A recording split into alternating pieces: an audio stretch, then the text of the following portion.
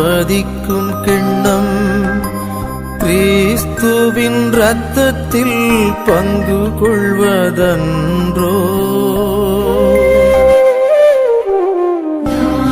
ஆசீர்வதிக்கும் கிண்ணம் கிறிஸ்துவின் இரத்தத்தில் பங்கு கொள்வதன்றோ.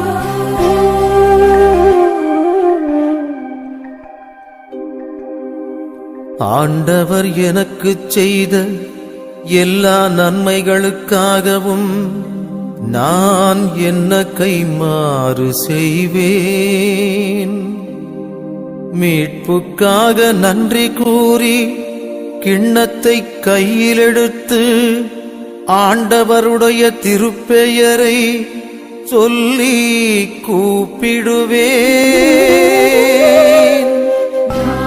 ஆசீர்வதிக்கும்